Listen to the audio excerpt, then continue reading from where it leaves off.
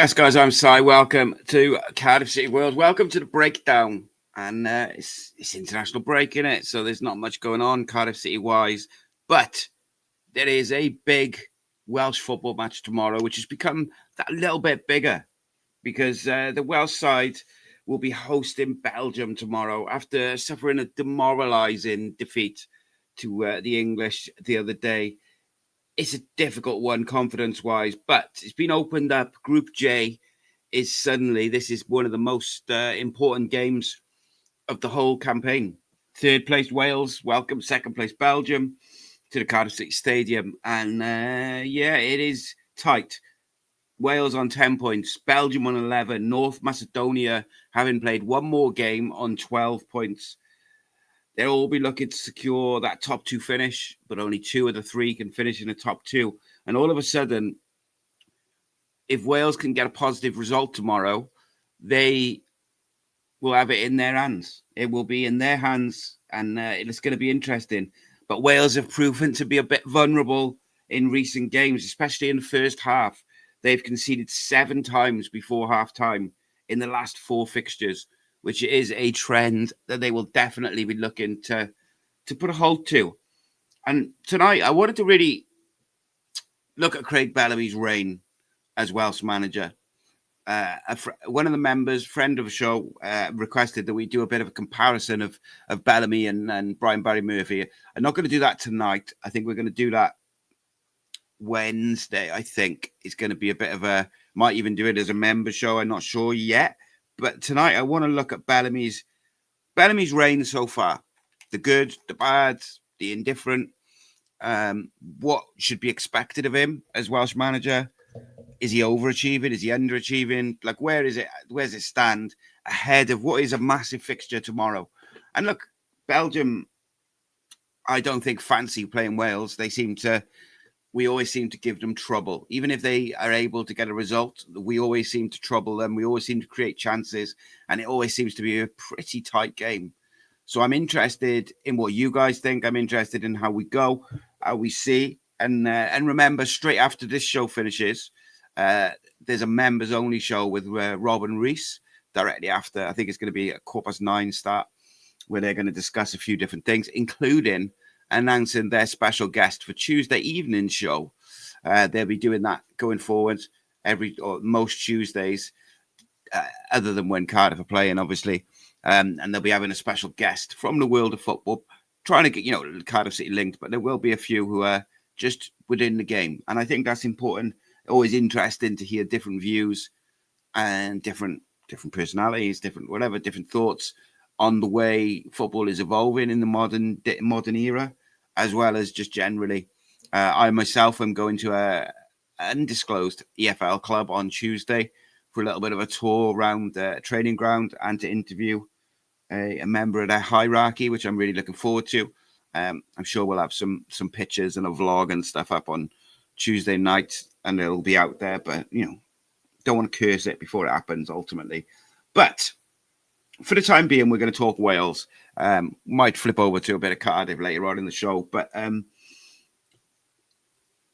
the first question that I want to put to you guys is Craig Bellamy doing a good job so far as the Welsh manager? And what should be the expectations of Craig Bellamy as the Wales manager? It's his first job. We are a small country with a small pool of players to pick from. And we don't have the depth that an England has, that a Belgium has even. So sometimes we get carried away, and are we so used to having a player or two of the level of Gareth Bale, of Aaron Ramsey, that we've forgotten perhaps how small a country we are? I'm not saying one way or the other. I'm asking the question. I'm asking the question of you, like, do we sometimes get a bit carried away? Are we a little bit above our station, so to speak, to demand qualification, to expect qualification, to expect to be competing? Because ultimately, we didn't qualify for a very, very long time, from the 50s to 2016. It took a long time. And of course, having qualified in 2016 and then to the World Cup, of course, expectations change. Craig Bellamy came into the job talked a very good game, to myself included. You know, we did the live event, and he spoke so well, so passionately, but also so intelligently about what he was going to try to implement on the pitch. And I think the overriding feeling from that live event was, if he can get the players to buy into that and how he's thinking and how he's looking at it, then they'll run through a brick wall for him, and they'll do all they can to take Wales to the levels that we hope they all can all get to, i.e. qualification, etc. The first couple of games under Craig Bellamy's era, I think it's fair to say, started well, particularly performance-wise. I think performance-wise, his tenure started as well as it could. I thought, you know, we played Turkey. It was impressive. It was the performance that that stuck out, I think, in that game, how aggressive Wales were. I think it's really interesting, and Jeff's kind of touched a little bit on it in the comments straight away there. Jeff has said Bellamy's an okay manager, but he struggles tactically. And I find that fascinating, and I'll tell you why. Well, two reasons, actually. One is he's very detail-orientated. So he's very, focusing in on the things of tactics and rotations and patterns and all these different things, out of possession shape, in possession shape, all of that sort of stuff that people like myself like to nerd out about, right? But equally, not just that he talked about that side of it, the tactical side of it, and how detailed he likes to be, but I think he also showed that in the opening couple of performances for Wales, probably the opening few as Wales manager. He changed his shape, he changed his personnel, depending on who the opponents were, depending if it was home or away. And I think that was what, for me personally, as well as, you know, the high pressing and the aggressive football, look, that's all exciting to see. But I think that the performances and the shapes and the different personnel for those different games, that was what impressed me, because managers are creatures of habit to a certain extent. Now, you know, they like their certain players, they like 11s, and I think that's shone through in recent games. But on the flip side of that, it is the modern thing in football to rotate rather than keep the same team, etc., which is could be a good and a bad thing. I think he started well. I think, and this is, again, is only my opinion, I think in recent games, the last 3 or 4 specifically, he has moved away from that flexibility. He's moved away from that tactical adaptiveness. Is that word? Adaptiveness, in terms of we would play, you know, maybe three at the back, 5 at the back, away from home against tough teams. And then at home, we'd go with the sort of single pivot with the 2 really aggressive number 8s. Kazakhstan, we did it away from home and got absolutely torn apart. You know, a better team than Kazakhstan would have absolutely beaten us in that game. They had a lot of chances, a lot of opportunities. They created a lot. It just so happened that we had, you know, a teenage Dylan Lawler did very well on his debut. The keeper did very well for us on that day. And it does feel like in those last 3 games, the performances have gone. And for me, I think, as someone who coaches like a kids, I don't know, a kids football team anymore, a youth team, right? Only grassroots and stuff, but I help. And if your team is performing but not getting the results, eventually the results will come. If you're performing badly but you're grinding out results, it of course is a sign of a good team that can win even when they play bad. Of course it is. We all know that. But also eventually those poor performances will get punished. Performances are what is needed to make progress long term. And I count, to a certain extent, a qualifying campaign is probably mid to long term. It lasts, you know, several months. There's several breaks in between. He doesn't get to coach them day in, day out. So I think it's a fair question or a fair criticism to throw at it that the last 3 or 4 games haven't been as good. Now, is there reasons for that? Well, there is some reasons. Ethan Ampadu's been out with injury, arguably our best midfielder, if there's an argument, certainly our best holding midfielder. And as we discussed, or as I mentioned at the top of the show, we simply don't have the depth that other nations have, because we're a small country. We're selecting players from, lower down in the EFL. It's difficult when your first choice players are not available. I think Nico Williams, for instance, at the start of Craig Bellamy's reign, looked absolutely electric. I believe for whatever reason, he seems to find it easier on the left-hand side. When he plays on the right, the angles and the way he receives the ball, he seems to find it a lot more difficult. You put him on the left and he seems to be marauding forward, and he seems to be really quite dangerous. Ethan Ampadu is a massive loss when you take him out of the midfield. But I don't understand, to a certain extent, the refusal to play Jordan James. So for me, those two are the best two midfielders that Wales have to offer as a double pivot. But for a while, Jordan James was playing barely no football. I think he had an injury as well. So and with Ampadu out, you had to find other players. Now, Josh Sheenan, I understand some people get frustrated with him and they don't rate him and stuff. I think as an out-and-out holding midfielder, he can do a job. But if you're going to ask him to start game after game up against high-quality opposition, I think he's going to struggle a little bit. But he can do a job, 20 minutes here, half an hour there, half, maybe even a game against some. But he does struggle. If you play him in the middle as your sort of defensive midfielder, it is my opinion that you have to have at least one other player, midfielder in there who has the legs, but also the ball playing ability. And that's a really vital point. So one of the biggest criticisms that I had of the midfield in recent games, but I point to the Kazakhstan game, is, all right, you had, I think it was, off the top of my head now, I should have looked. It was Sheenan, Cullen, and Wilson. So in that three, Sheenan is your holder.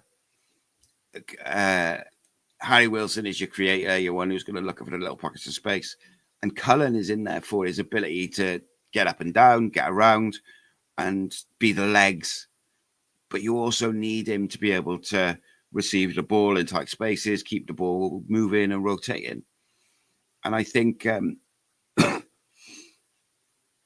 what is frustrating for some people or for some fans is, look, and I feel, in many ways, I feel for Liam Cullen because he's not a midfielder. No matter he's a number 9 or a number 10, he's an attacking player. And he's being asked to play almost like a box-to-box midfielder. Now, he's got the legs to do that. But does he have the nous? Does he have the ball playing ability to receive? Is he press resistant? Can he play under pressure? Can he keep the ball moving and keep, is his first touch good in tight spaces? I'd argue not. Harry Wilson is someone we need to get on the ball in the right areas. We don't want him picking the ball up on the halfway line. We want him getting pockets of space in behind the striker to create. And I think it's problematic. It's personnel and it's getting the balance right. And it feels, at least to me, that early in Craig Bellamy's reign, the balance was there always. It was the balance of the team was more important than the big names as such, because I don't think we have a lot of big names now, but you know what I mean? Like, it wasn't necessarily the who, it was who fitted the system for that given day, which is why quite often you saw David Brooks on the bench, because he didn't quite fit into the system with Harry Wilson in there. Sorba Thomas was one that people were a bit surprised at when he got recalled, but has been probably one of the better players under Craig Bellamy. It was a bit baffling to not see him play against England. Now, I don't know if he's got a knock or anything like that, but it's that balance is vital. When you don't have loads and loads of depth and quality, I think it is troubling because you have to go with balance. And I think, look, Martin makes a great point there. He says the fact that our current squad has 6 players from League One shows the real dearth of talent. And by many metrics that we do overachieve. And I do kind of agree with that. And I think, like you say there, like Martin says, compare our midfield options to Scotland's this afternoon. Yet generally, we've qualified more often than them over the last decade. And that's what I was asking at the start of the show is, first and foremost, how do we think Craig Bellamy is doing so far? And then secondly, are we a bit greedy as fans? Like, are we asking for too much? I don't know what the answer is, because I look at this Wales squad and I think, you know, there's not the superstars of maybe bygone eras, if you like, but there's some real good footballers in there, real good Premier League footballers in there, alongside some real good young players doing their, or starting their career or in their career lower down in the league. And I think it is difficult for Craig Bellamy because he's going to pick players, or he's been forced, if you like, to pick players lower down the league, League One. But does he trust those players to play? I guess that's the second part of it, isn't it? And I think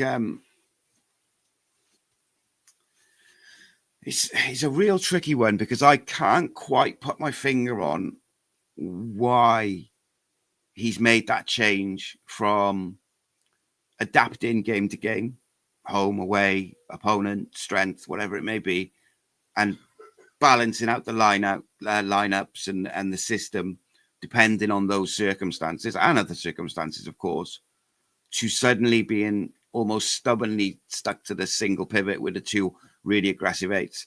I understand that he wants to play aggressive football.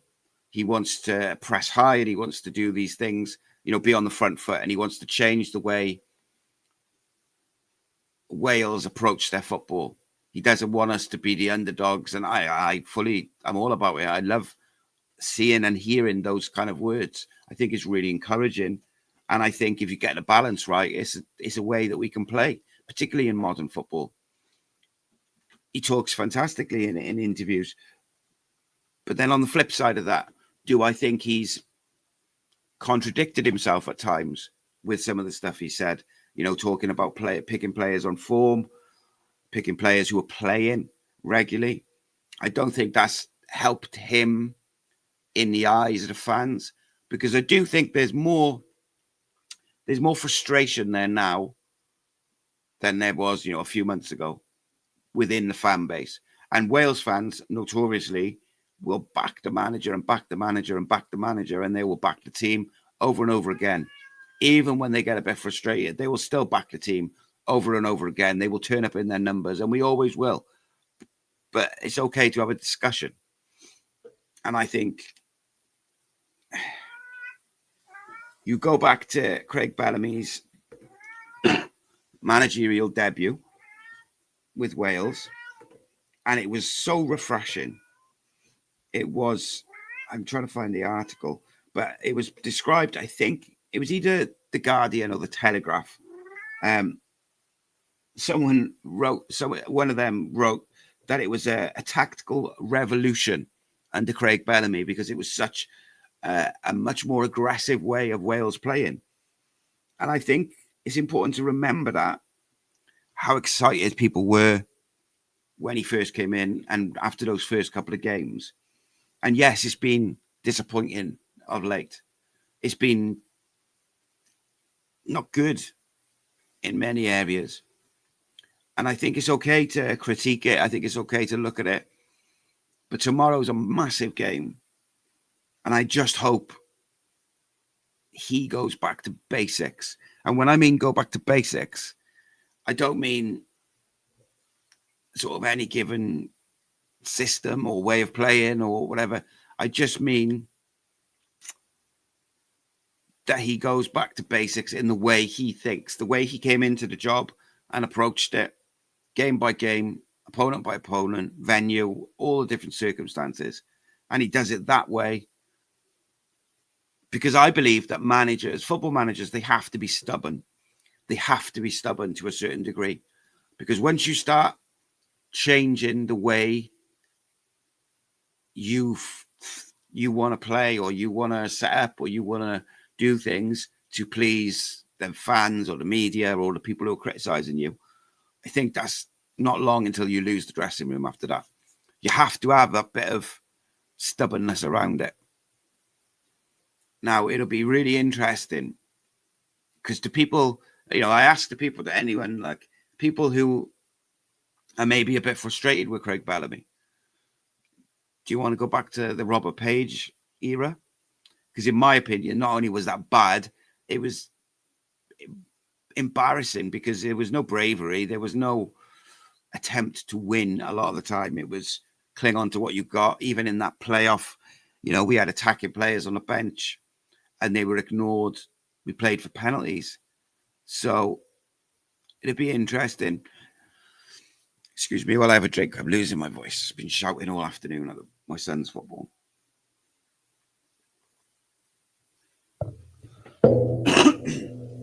Hopefully that'll be a bit better. So, yeah, Paul just said there was rumours of some issues after the game the other day. I don't know. I haven't heard that, so I don't really want to speculate on it. But ultimately, senior players, there will be a senior leadership group in any team who will voice concerns. They will tell the coaches and the manager of any problems or any potential problems. So it's not unusual. If there was harsh words spoken, I wouldn't be surprised.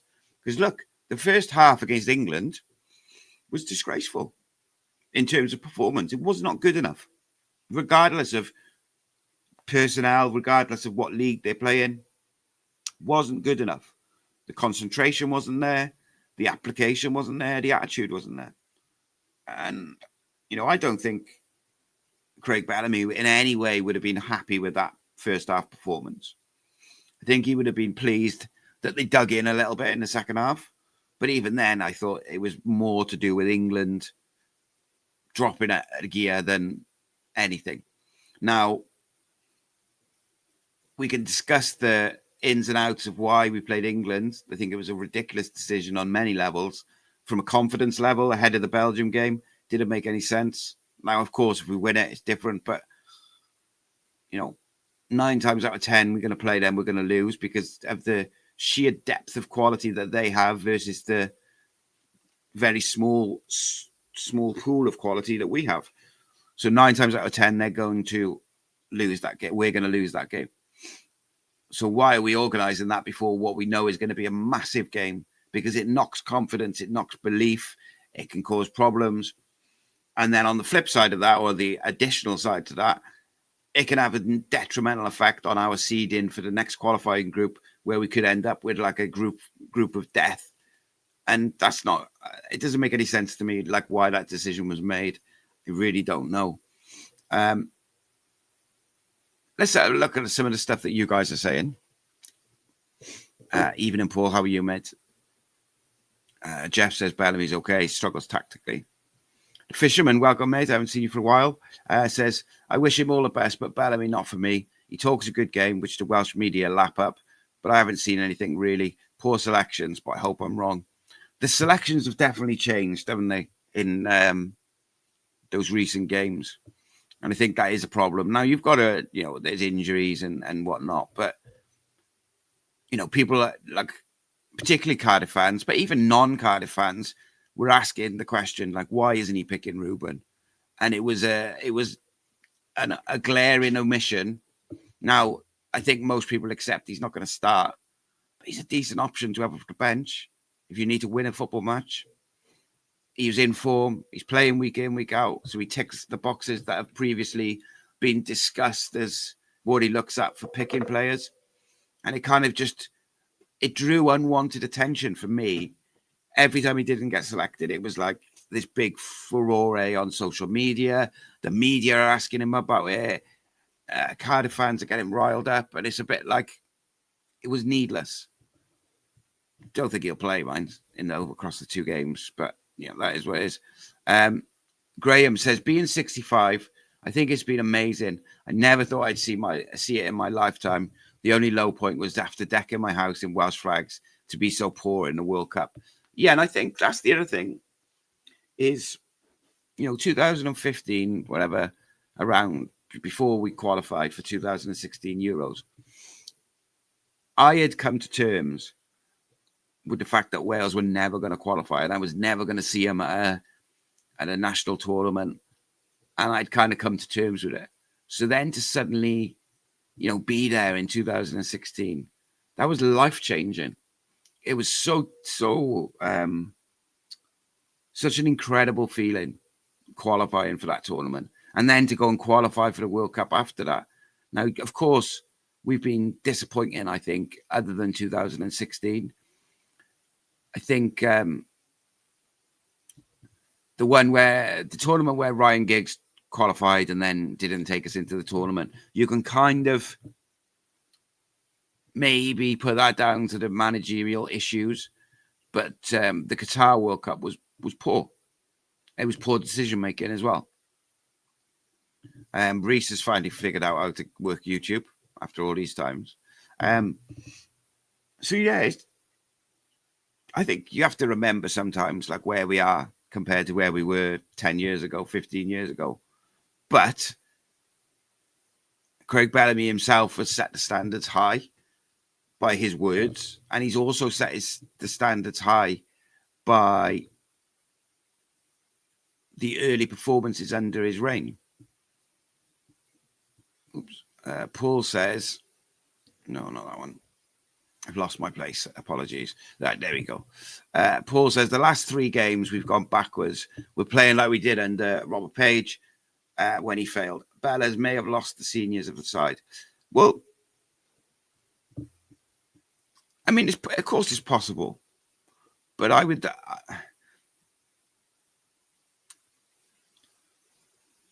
argue that ultimately he's got to pick. He will ultimately, whether he's a success or not as Wales manager, will come down to the players he selects and how they perform. If the players that he's been selecting for the last 3 games, if he feels that they've let him down in terms of following out his instructions, or they're not good enough to follow his instructions, or they're not listening to him, whatever the reason is, then he has to be brave and select different players. Kazakhstan was dreadful. We got very lucky in that game, but we did win. And I think sometimes you take that. You don't play well, just win. The Canada game was poor, but it was a heavily rotated side. So what do you do? Paul says, not playing to play his strengths. Playing Nico on the right when he's a lefty. Jordan James should be a starter.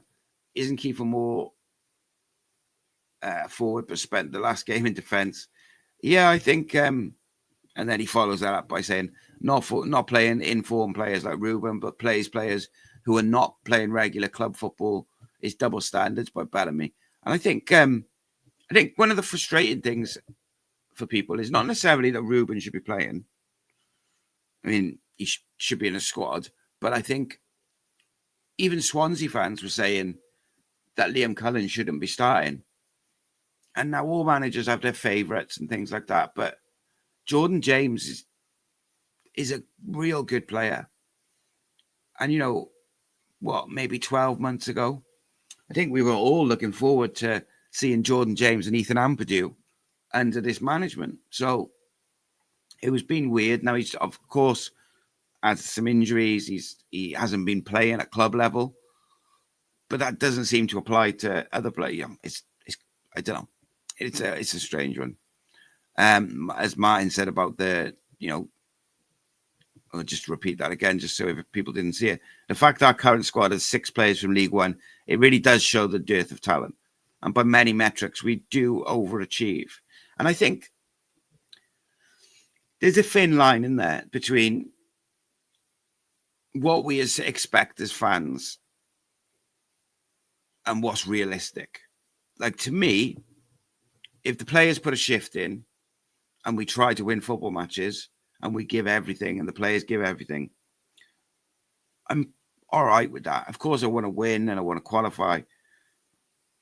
But if the players give everything and we're not good enough, that's all right. As long as we're set up as best we can be and we're doing the right things, we're a small nation. But in my opinion, in the last few games, I'm not sure that we have been set up right. Or certainly we haven't been set up in a way that's going to set us up to do the best that we can with the players we've got. Like, we have to be defensively solid. We have to have pace to hit on the break. It's vital. And I'm kind of interested in what people would do tomorrow. Would you go to a 3 at the back? Would you change the personnel? I think the first change that I would make, like, Jordan James comes into the midfield immediately. That immediately makes us more secure with Ampadu and Jordan James as a double pivot. It gives us a bit more control in possession, and it gives us a bit of athleticism and mobility defensively to protect the back line. I'd like to see Sorba Thomas come back in somewhere. Now, do you go with a 3 at the back and you go Sorba Thomas and Nico Williams as your wing backs? If we go 3 at the back, I'd be bringing Dylan Lawler in to play alongside Rodin and Ben Davis.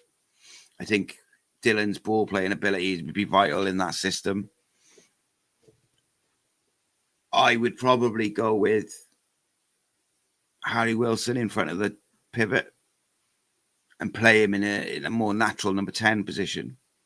And I think this is where I think I differ to other people. So for this specific game, I think I would play Brennan Johnson up front. And I would try to get in behind Belgium. I would try to kill them with pace when we win the ball. So in the transition, I'd be trying to get in behind them before they can get their players back in position, because they are going to go and they're going to come and try and beat us. They're going to play football. They're going to be aggressive. And I believe that we can get at them with pace in that transitional movement. But Brennan Johnson he's been poor for Wales for a while. And I think it's difficult. But do you go with a back 4, or do you go with a back 5? I know I think it was JT said in the chat the other day that he's been scarred from playing 3 at the back last year for Cardiff. It was so poor. But I actually think Wales have got the players to do it quite naturally. It's a shame Daniel James is out, because I think his pace could be a real weapon in the transition. Doku's the guy. You've got to stop Doku and try to reduce the time that Kevin De Bruyne gets on the ball. You don't want to let him get his head up. And if we play with the sort of midfield we have the last few games, we're going to get absolutely torn apart. It's just a fact. Go back to the comments. Paul says you've got to play players in the natural positions. We saw that at Cardiff last season. Yeah, I think that's a fair point, mate. And you also said Bella's to start players in form and playing for the clubs. I'm a big believer with international football, particularly with small nations.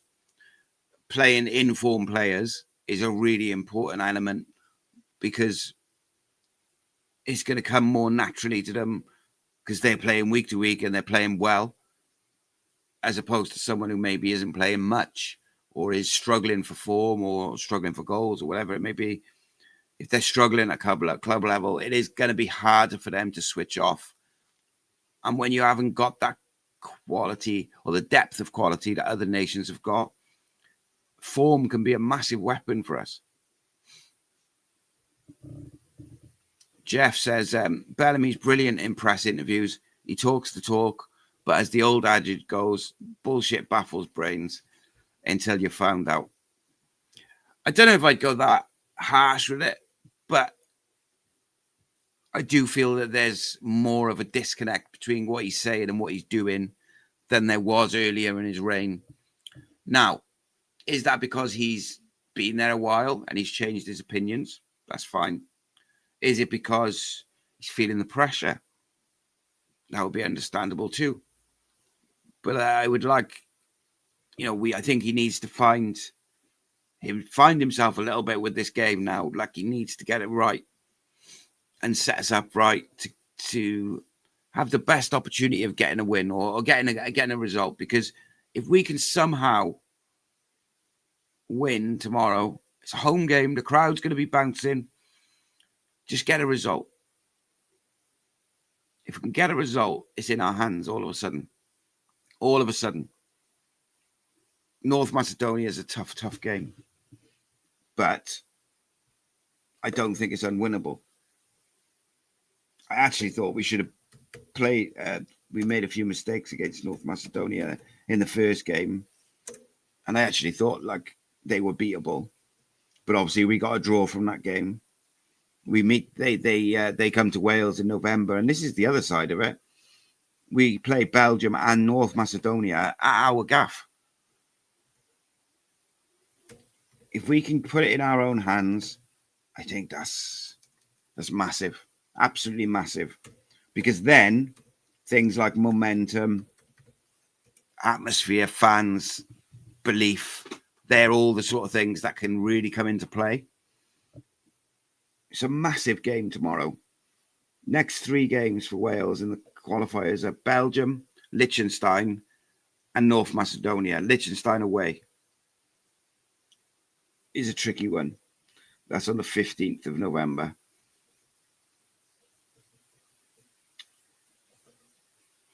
Tricky.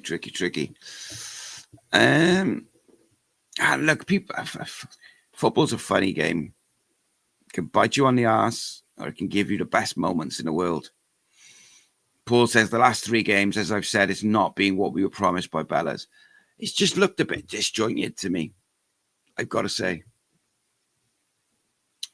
Gavin says, I trust Bellamy to get it right over Rob Page. That I agree with 100%. I think Craig Bellamy is so detail-orientated.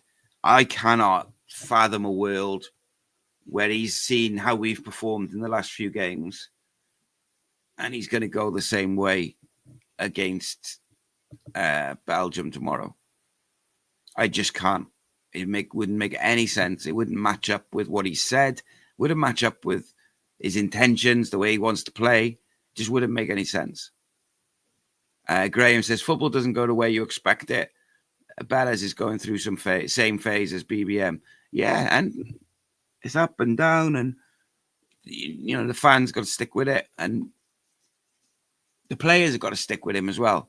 Like, I don't want to see players chucking the toys out of pram. I'm not saying they have, but I don't want to see that because they've had a couple of tough games. I want to see them back the manager that they were so happy to play for and play football that we've seen that they can do. Gavin also added Nico should go back to left back, Davis centre back with Joe Rodon. I think Ben Davis, I love Ben Davis, one of my favourite Welsh players, but I think he's looked a little bit shaky of late. So I wonder whether we might flip to a 3 or whether we should flip to a 3. I think it just gives us a bit more balance. Kumas the Blaster, welcome back, my friend, says, do you think Ruben will feature in the next 3 games? Not for Wales, mate. I think he'll play against Reading on Saturday. I just don't see him getting minutes unless we had like a barrage of injuries. I just don't see it, mate. For whatever reason, the manager doesn't fancy him, does he? Like, I don't know. Yeah, I agree with this, Paul. Paul says, big problem for Bellamy is the lack of time he gets with the squad. Yeah, it's a massive issue for international managers is they're not with them day in, day out. And I think they've got to be clever with the way they utilize the time and focus on certain elements of the game, certain elements of play. But it is difficult because they get like week, 10 days, if that. And that's difficult because he wants to coach them or the way he wants to play is a whole different way to how Wales have historically played. Now, I believe that the majority of the players in this squad should and could be able to play the way the manager wants to play, because they all play somewhat similar systems, tactics in their club sides. Most, not all. JT says Craig. He was speaking to Graham, but he said BBM is 10 times the manager that Bellamy is.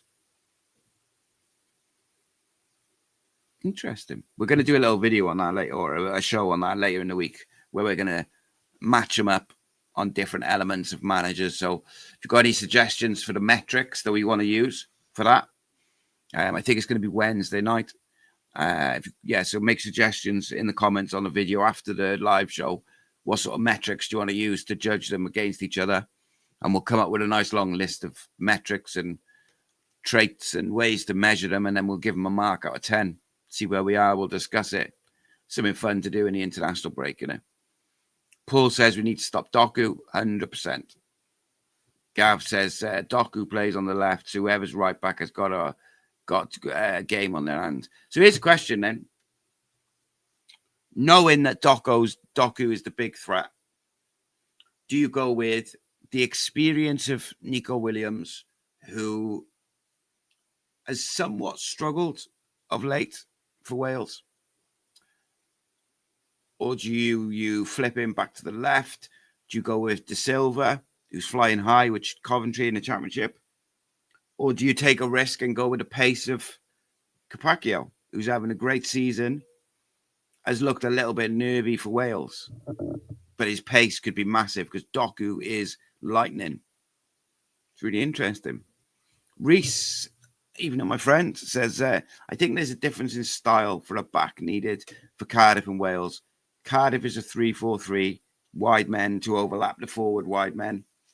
Back three for Wales is wing backs, so it's more like a 5-3-1-1.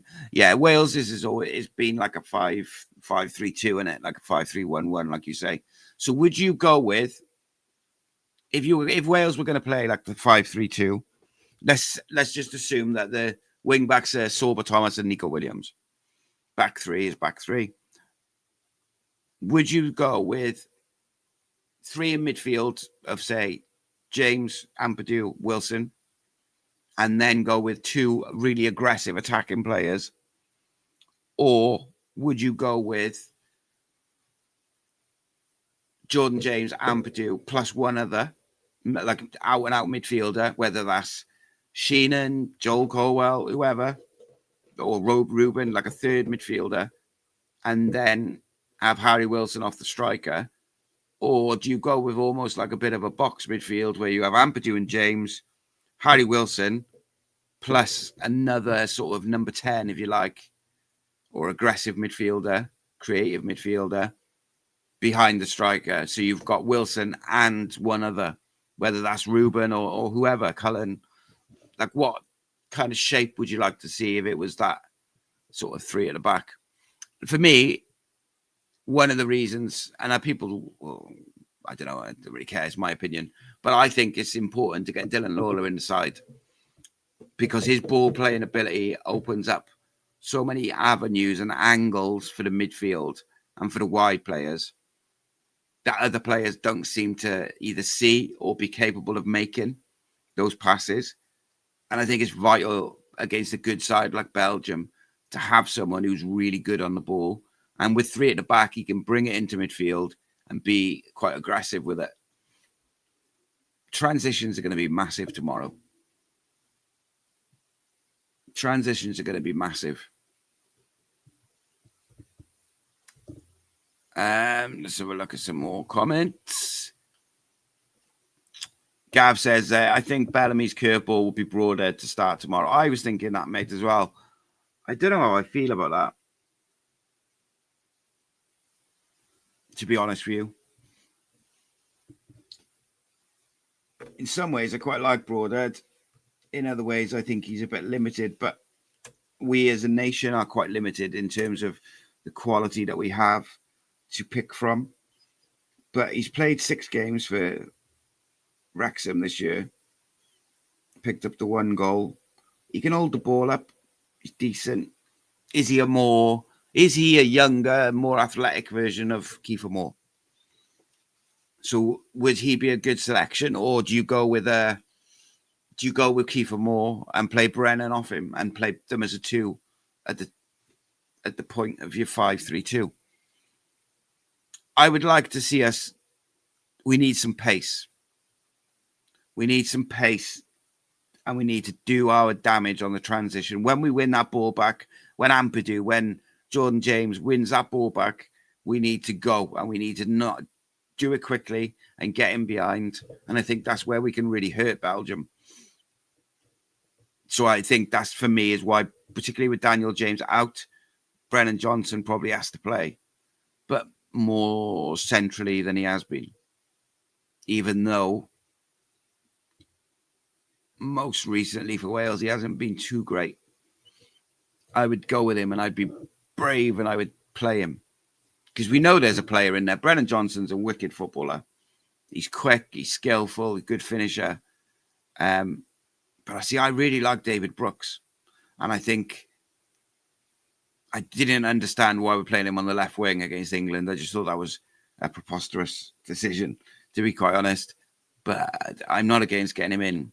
If we were going to play 2 off the striker, maybe Johnson and Harry Wilson, because they can both drift out wide as well. But then does that give you enough pace on the break? I think if you had Brennan, if you had Brooksy and Harry Wilson like playing off someone, I think that's when you probably have to go Brennan Johnson as the single 9. Can he do the job? Depends how you set up, depends how you play. This I agree with Paul. He says, we need a performance like when Bella's first took over. Belgium are not what they were. They can be beat. 30,000 fans in Cardiff, loud and proud. Press.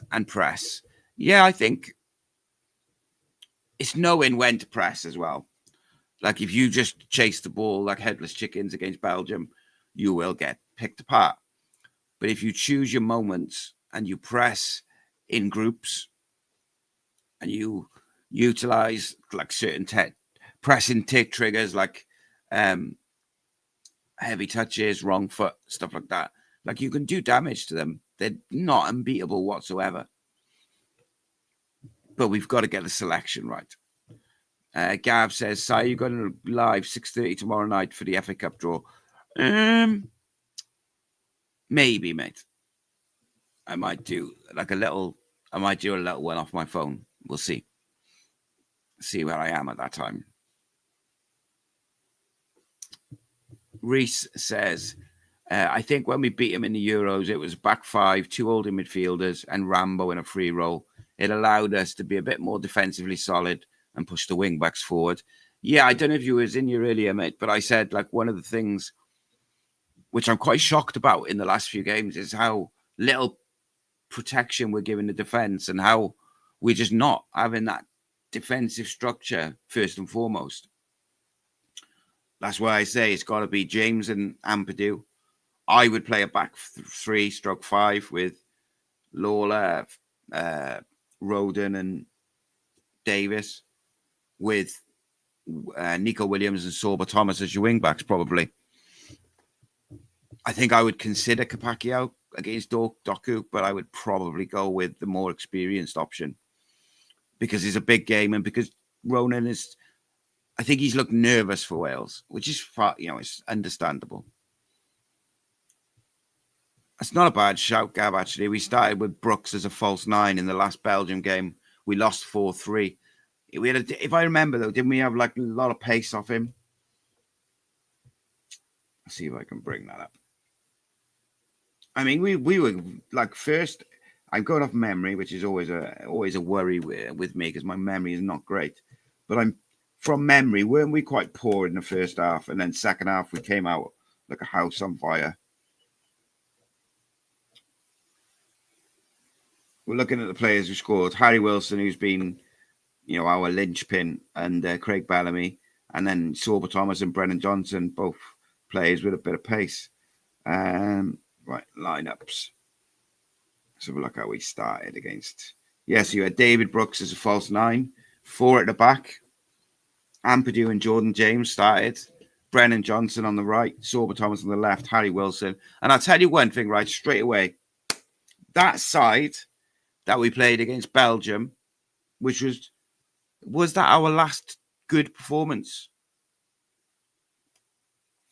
Maybe. The balance is spot on. So listen to this. We had Ben Davis left back, Meepham, Roden, Connor Roberts, but it's balanced at least. Jordan James and Ethan Ampadu in a double pivot. Brennan Johnson right, Sorba Thomas left, Harry Wilson in the 10, and David Brooks as a false 9. Like, I'm not 100% sold on the false 9, but the structure of that side is night and day to what we have seen in recent games. Night and day. So different. So what would I change to that? Looking at that side, what would I change tomorrow? Well, Connor Roberts wouldn't play, I can tell you that much. So if we were going to stick to that system that did all right against Belgium, Nico Williams comes in. I still think Nico Williams should play on the left. But if we were going to stick to that system, Nico Williams comes in at right back. I'd probably go with the same team, but I would, Brennan Johnson and David Brooks, I would allow them to switch and be quite fluid in their movements. So what Brooks could be on the right, Brennan Johnson through the middle. They could switch around. Don't mind that at all. And the thing is, right, Sorba Thomas has been really good, direct, and skillful for Wales under Craig Bellamy. Harry Wilson has been sensational under Craig Bellamy. He's such a clever footballer. Brennan Johnson on his day is unplayable. He's skillful. He's quick. He's clever. He's a good finisher. Same with David Brooks. Similar to Harry Wilson, he's such an intelligent footballer. We have players who can do a bit of damage. Do we need to ride our luck a little bit? Yes, definitely. Do we need to be compact and be defensively really sound? Definitely. But we have players who, if we keep the game tight, can create something out of nothing. Because outside of that, you've got a lot of young players on the bench who've got something about them creatively. If it's 0-0 with 5-10 minutes to go and you put Ruben on or Joel Colwell on or Cullen on or whoever, there's players who can grab you a goal out of nothing. But you've got to be defensively and have the structure to keep the game solid defensively. And we just haven't done that in recent games. So a quick look. Any more comments and questions? Paul says, play Brennan on the left wing, use his pace with Nico behind, both like to attack and cross. Yeah, and I think if you play, the one thing as well, if you play Brennan off the left and you give him license, just tell him, be direct, be aggressive, get the ball, go with your man. He could take it in and have a go on his right foot. As much as I'm not a massive fan of the old inverted wingers, this game for Wales, I think, is going to be won on two things: how defensively solid we are and how good we can be on the transition. How clinical can we be on the transition? And I don't necessarily mean on with the clinical, the finishing goal or the finish. I mean the final ball, whether that's we've got in wide, is the cross good enough? Put a little through ball in, could we finish the chance? We have to be, our decision making has to be good, and it has to have the quality. The application has to be there. Just trying to look at that side and think if there's any. Is there any players off the bench who I'd bring in? You know, if I put my Cardiff head on, if we added the Cardiff 5 to that 11 that played against England on Saturday, could we be, or Thursday, could we be any worse than what we were? Probably not. Not saying they should start, by the way. Dylan Lawler should start. I think I would go 3 at the back, but I don't think Craig Bellamy will. I think he will go with a side that's similar to the side we played against Belgium last time out. If he played the same 11 that played Belgium last time, but Nico Williams is in there, I wouldn't be disappointed. I think that's about as balanced as we can get. But what would your 11 be? Like, what would you go with now against Belgium? You're the manager. We play Belgium tomorrow, and it's 9:10 the night before.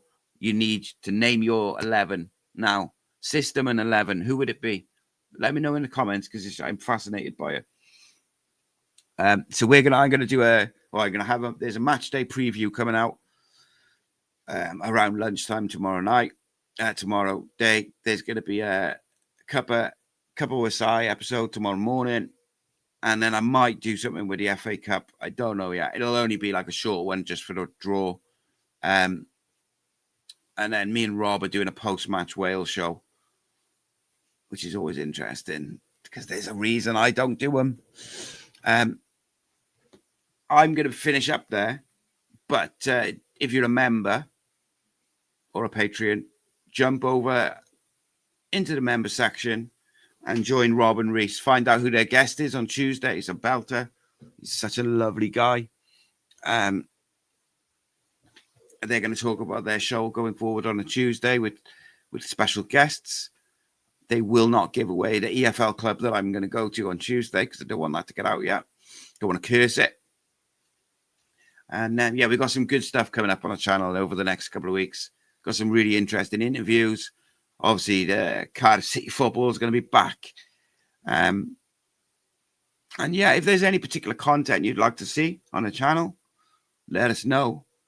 I'd imagine from tomorrow, the lunchtime videos will be daily now, 7 days a week. And I think the morning videos, will be Monday to Friday. I don't think they'll be out on the weekend, but who knows? I'll just do them as I do them. Just a bit of extra content, that is. And I'm looking at some different options to do some members content. And I'm also putting together a real special Bluebirds rewind video. Might take me a week or so to put it together, but it's going to feature some people as well as me. So it could be an interesting one. And of course, if you haven't already, get your tickets for Sean Morrison. I think there's literally a handful left. Be great to see you. Say hello. Have some photos with Sean Morrison and stuff. See the team. Always a good time. Cheap drinks. Cheap night. But it's a lot of fun. If you happen to be at the Village Hotel for the Radar Rangers anniversary dinner next Saturday for an evening with Neville Southall, hosted by me, do say hello. Always a pleasure to meet people. And as I said, any ideas or any types of content you'd like to see, let us know. Let us know what your 11 would be for tomorrow. And just keep sending stuff, sending suggestions. And remember, I want the metrics that you want me to judge Craig Bellamy up against Brian Barry Murphy. So I need metrics. What are the sections going to be that we're going to mark them up against each other? So that'll be something different, something interesting. Got new episodes of Bluebirds Rewinds, all that sort of stuff. If you're not a member already, become a member and then go watch Rob and Reese starting now. Thank you so much. As always, keep the faith. Hopefully, it'll be a successful Wales victory tomorrow evening. In club football back on Saturday as well. Reading at home. Beautiful. Keep the faith. See you in a bit. This channel is powered by an incredible membership community on Cardiff City World and patreon.com/AcePodcastNation. Becoming a member unlocks exclusive rewards from early access to live event tickets, bonus content, and even the occasional inside transfer scoop when we get it. But more importantly, it allows us to bring you top quality Cardiff City content 7 days a week. Across those 7 days, we're talking match previews, exclusive interviews, instant match reactions, the breakdown podcast, tactical deep dives, the Spotlight series, Bluebirds Rewind, Academy Focus, and just so much more. Led by myself, backed by an army of passionate Cardiff City fans, this is content created by fans for fans. Balanced, professional, and 100% all about the club we all love. If you enjoy what we do, then join the community today and support what we are doing as we help to keep Cardiff City World flying high.